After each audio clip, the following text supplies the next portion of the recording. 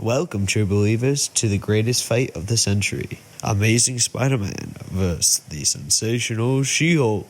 Thanks to Spider-Eye for the intro, but today we'll be doing a request to see who will win against the Amazing Spider-Man and the sensational She-Hulk. We'll be looking at their feats and abilities to see who will win in an overall fight. Since I already did a video on Spider-Man, I'm going to be starting with She-Hulk, who is the cousin of Bruce Banner, otherwise known as the Hulk.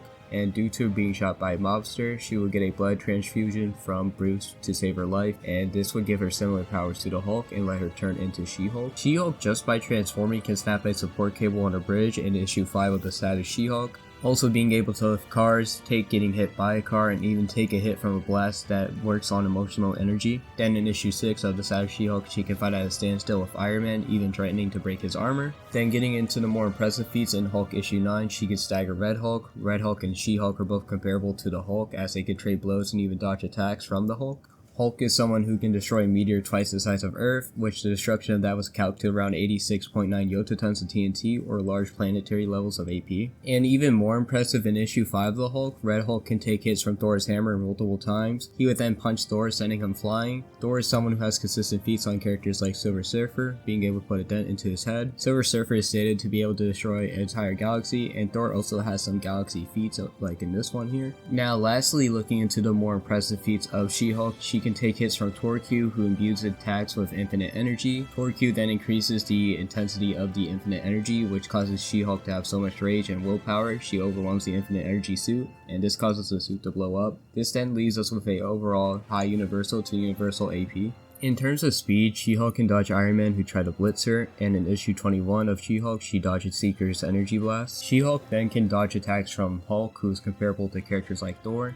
Thor fought Silver Surfer many times before, with Mjolnir blitzing Silver Surfer, who can travel light years in a matter of seconds, and even 500,000 light years in a short time frame. This should mean Silver Surfer is around the massively faster than light to massively faster than light plus ranges of speed. Even then, Silver Surfer with his speed is able to warp space-time, also being able to move through time with his sheer speed. Then has been stated to have incapable speed, which means immeasurable. So overall, we could say Silver Surfer is around massively faster light to immeasurable speed. And since She-Hulk can dodge Thor's hammer, which is rated to transcend between time and space, she should overall be high universal with MFTL to immeasurable speeds. Now looking into an updated version of my previous Spider-Man scaling, Spider-Man in terms of strength matches a enraged Titania while weakened. Titania is someone who has feats on characters like She-Hulk. Spider-Man is also capable of staggering Red Hulk and also hurting the Hulk as well. This should be consistent with Spider-Man taking hits from Silver Dagger, who has the force to shatter worlds. Some more impressive feats come from him being able to tank hits from Juggernaut. Juggernaut is able to hurt and fight both Thor and Hulk.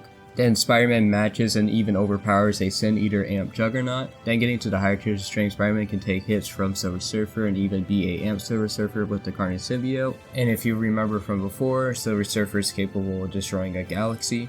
Then in Spectacular Spider-Man issue 111, Spider-Man takes a hit from Puma, who is empowered with the force of the entire universe, even stated to be able to kill the Beyonder himself. Universal Spider-Man can be backed up by Spider-Man being able to KO the Hulk in Unlimited issue 11 and even stated in the guidebook. Now getting into the highest tier of scaling I have for Spider-Man at the moment, you can actually get this higher if you want to, but Spider-Man can stagger Eric, Myers, and Thor multiple times, who can withstand the colliding of 2 enchanted hammers. This sent a wave of mystical energy simultaneously across all planes of reality, and this affected the entire cosmos, which should include Asgard as well, which is above space and time, making it 5D. This will make Eric, Myers, and Thor low complex multiversal, and this can be backed up with Spider-Man drawing power from the Web of Life and Destiny, which is 5D according to this handbook right here. So as Spider-Man's highest at the moment, you can do the low complex multiversal. Then moving on to speed, which someone did comment in my last Spider-Man video talking about how Spider-Man's Spidey sense uses precognition, which would explain all the laser dodges.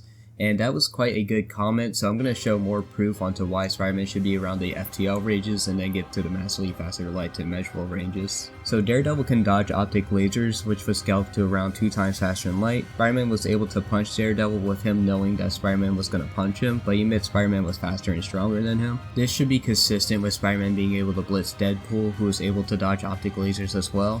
And if that isn't enough evidence to prove that, there is a character that moves at light speed that states Spider-Man is the fastest they've seen someone move. Now getting to the higher tiers of speed, a Spider-Man clone can catch Mjolnir with his sheer speed.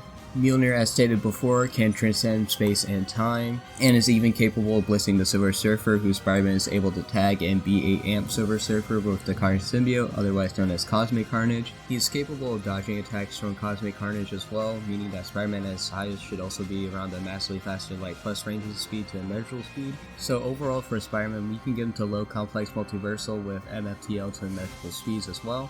Now getting into abilities, She-Hulk, after training with Gamora, would learn her own fighting style, otherwise known as Shulk Fu. She would use this fighting style while fighting the Abomination, targeting his pressure points, and even Captain America would complement this fighting style. Also having similar powers to the Hulk, being able to rage boost, as that basically means when she gets angrier, she'll get stronger. Even having a form of regeneration, and her most well-known ability being able to affect the panels, as she can see her touching and interacting with the panels, and even talking to the writer themselves, which is a form of plot manipulation. Then looking into Spider-Man's abilities, Spider-Man has his own custom martial art called the Way of the Spider. The guidebook on Spider-Man also says that Spider-Man had developed a unique fighting style using his agility and strength to get the better of his opponents. Even Taskmaster himself said verbatim he cannot copy or adapt to this type of fighting style. Spider-Man's Spidey sense is also very versatile, with it being able to track and allow Peter to run through all possible scenarios and tell Peter which are the best ones to go with. Spidey sense overall is a good form of precognition, if you remember from my last video, so good in fact he can detect a disturbance in space-time. He also has such good willpower that it was able to change fate. He also has some good gadgets, being able to shoot projectiles that freeze people, and with his web shooters also making a web shield that's resistant to fire and ice. But overall, we can see that Spider-Man has a better strength advantage and possibly speed advantage, as Spider-Man has been stated multiple times by him and She-Hulk that he is faster than She-Hulk. When it comes to abilities, I actually think Spider-Man's combat style is a little bit more impressive, as it's unpredictable for someone like Taskmaster. And when it comes to hacks, I actually think She-Hulk has better hacks, as she does have plot manipulation, even though it might be a bit limited in what she can do. But with that being stated, I would say Spider-Man would win this fight overall with a low to mid difficulty. So that's going to be the end of this video. If you guys enjoyed the video, please leave a like and subscribe if you're new. And I actually want to give a shout out again to Spider Ratty and Captain Forrest, as they both had given me some scans. And I would really recommend checking out Captain Forrest's videos if you like power scaling for comic book characters like Marvel and DC, as they're quite good, and I watched a few myself. And that's going to be the end of this video. I'll see you guys in the next one. Peace.